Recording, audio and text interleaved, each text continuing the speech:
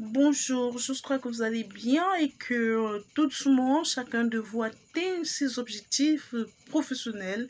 personnels et socio-économiques. Donc aujourd'hui, nous allons engranger notre 12e épisode relativement à notre décryptage de la loi des finances de la République du Cameroun pour le compte de l'exercice 2025. Donc après avoir vu dans les épisodes précédents les différents moyens que l'État pouvait utiliser, que ce soit pour ses procédures douanières au Cameroun ou dans la zone CEMAC, les différentes procédures du Code général des impôts qui ont été revues ou alors rajustées conformément à la loi des finances 2025. Nous avons vu aussi également quelles sont les procédures fiscales que l'État camerounais utilise pour s'assurer que ses contribuables déclarent ses impôts, s'en acquittent et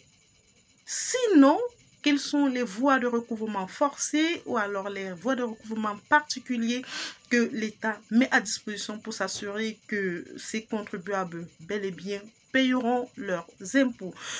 Aujourd'hui, donc, nous allons voir les garanties de recouvrement de l'impôt, autrement dit,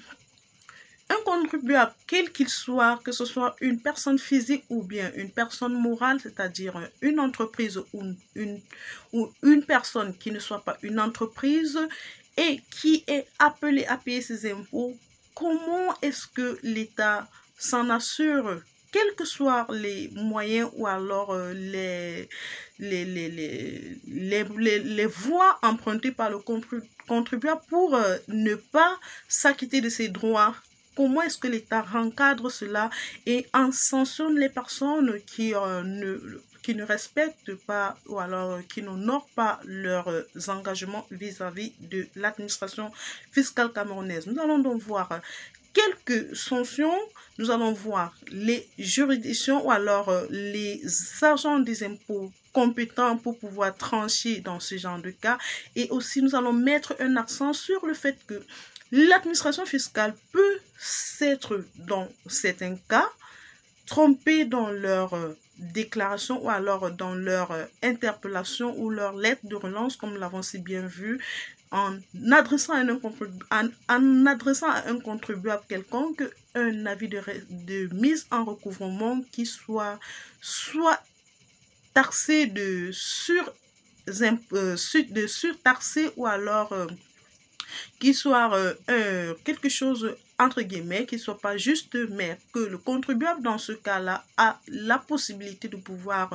remettre en cause ou alors de pouvoir réclamer ou revendiquer les sommes ou alors les taxes qui lui sont imposées. Pourtant, il n'en devrait pas en être le cas. Alors, que nous dit, c'est toujours dans le livre des procédures fiscales que nous allons poursuivre ce soir, et que nous dit le législateur dans le livre des procédures fiscales relativement aux garanties de recouvrement de l'impôt? Alors, nous parlons de la solidarité de paiement. Dans le livre des procédures fiscales, conformément à l'article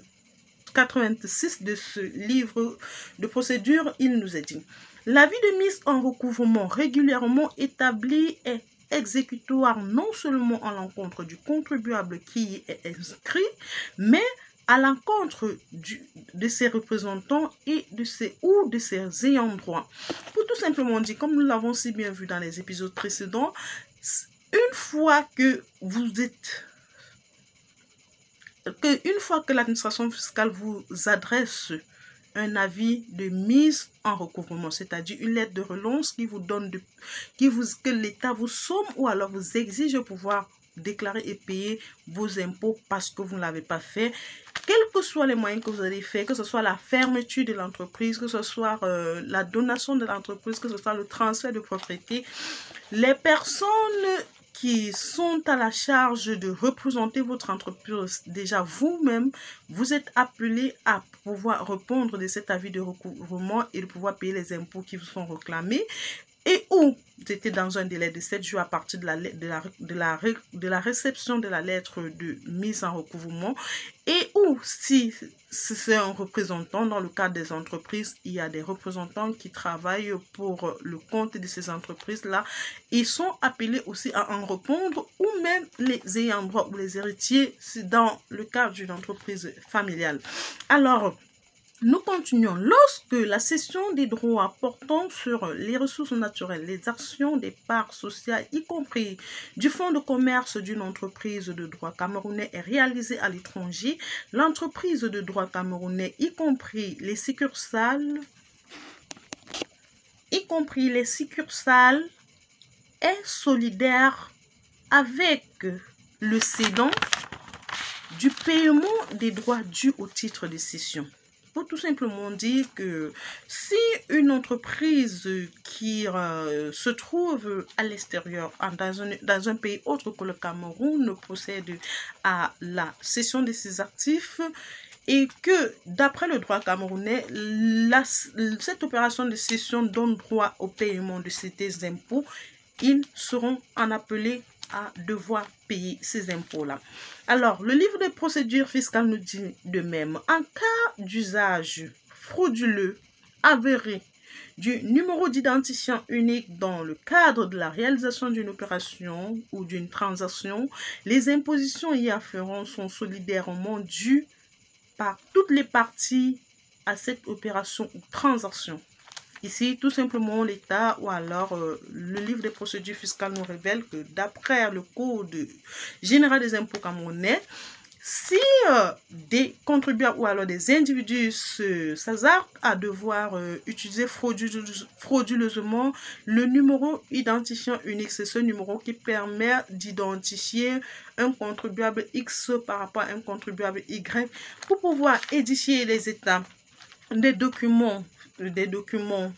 afin de s'en servir à quelque fin que ce soit,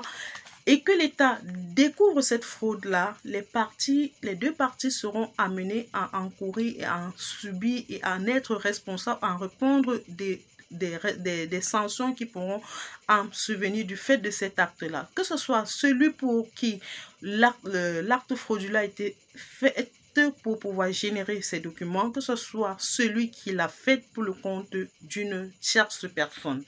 Alors, les sanctions particulières, nous avons vu les moyens de recouvrement particuliers, hormis des moyens déjà définis dans le Code général des impôts, tels que nous avons vu depuis les premiers épisodes. Nous avons eu à voir tout récemment les moyens particuliers de recouvrement, dont l'avis de mise en détention,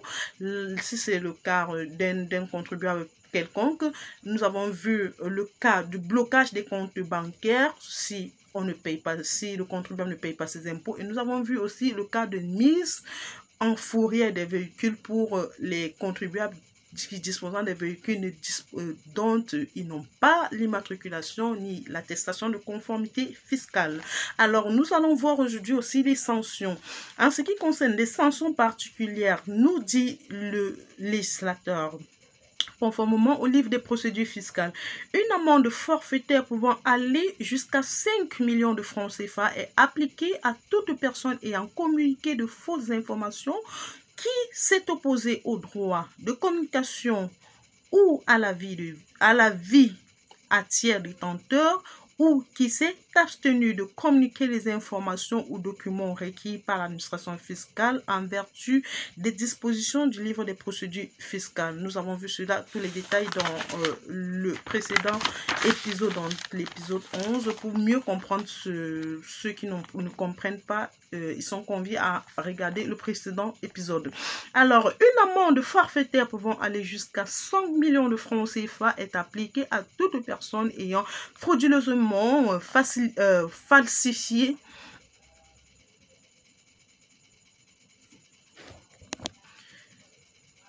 une amende forfaitaire pouvant aller jusqu'à 100 millions de francs CFA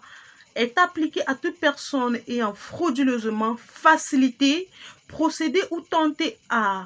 de procéder à l'accomplissement d'une obligation fiscale ou l'obtention des documents fiscaux en ligne. Alors ça c'est clair. L'utilisation ou la tentative d'utilisation des documents fiscaux falsifiés ou obtenus frauduleusement, qu'ils soient émis ou prétendument émis par le système informatique de l'administration fiscale, est puni d'une amende forfaitaire pouvant atteindre 50 millions de francs CFA sans préjudice de poursuite pénale. Alors ça c'est clair. Donc toute personne qui tenterait de falsifier les documents requis par l'administration fiscale pour justifier de la conformité du contribuable vis-à-vis de l'administration fiscale qui aurait falsifié un document et qui soit attrapé pourra subir des sanctions et des pénalités qui pourront aller jusqu'à 50 millions de francs CFA sans que ce contribuable ait la possibilité de pouvoir tenter une injonction ou bien une procédure de recours auprès d'une juridiction quelconque. Alors, du contentieux de l'impôt. Alors, il y a des cas où l'administration fiscale peut s'être trompée ou alors peut avoir confondu un avis autant pour moi de mise en recouvrement d'un contribuable et vous adressez des réclamations ou alors vous adressez une lettre dans laquelle on vous demande de payer un impôt que vous jugez que c'est énorme par rapport à votre activité ou par rapport à votre revenu et dans ce cas vous avez la possibilité de pouvoir procéder à des réclamations. Comment cela se fait? Alors dans le livre des procédures fiscales, le législateur nous dit le contribuable qui se croit imposé à tort ou surtaxé peut faire la réclamation par écrit au chef de centre régional des impôts, au directeur en charge des grandes entreprises ou au directeur général des impôts dans un délai de 30 jours à partir de la date de l'émission de l'avis de mise en recouvrement ou de la connaissance certaine de l'imposition. Tout simplement pour dire que comme nous le disons tout à l'heure, vous avez, dans ce cas, le contribuable dispose de 30 jours pour pouvoir émettre sa réclamation écrite. Et passé ce délai, il n'y a plus de possibilité de faire une réclamation quelconque. Le contribuable sera appelé à tout simplement payer les impôts qui lui sont réclamés ou revendiqués. Alors, donc, quand vous recevez un avis de mise en recouvrement, le plus tôt serait d'agir. Il serait mieux d'agir le plus tôt possible. Alors, les compétences des autorités fiscales sont établies en fonction du montant. La réclamation de la réclamation ainsi qu'il suit. Le chef du centre régional des impôts territorialement compétent pour les réclamations d'un montant inférieur ou égal à 75 millions de francs CFA en principal, le directeur en charge des grandes entreprises pour les réclamations n'excédant pas 200 millions de francs CFA en principal et le directeur général des impôts pour les réclamations de montant supérieur au seuil prévu pour les centres régionaux des impôts et de la direction en charge des grandes entreprises. Donc, du principal, c'est l'impôt principal sans tenir compte des sentiers additionnels communaux. Nous avons vu les sentiers additionnels communaux, comment ils sont calculés et quel est l'organisme qui en bénéficie. Donc, dans les épisodes précédents, nous avons tout détaillé cela. Nous allons nous arrêter là pour cet épisode et nous donnons rendez-vous très bientôt pour voir comment est-ce que le contribuable volontaire peut procéder à la régularisation de ses dettes fiscales. Alors, sur ce, portez-vous bien et donnons-nous rendez-vous à très bientôt.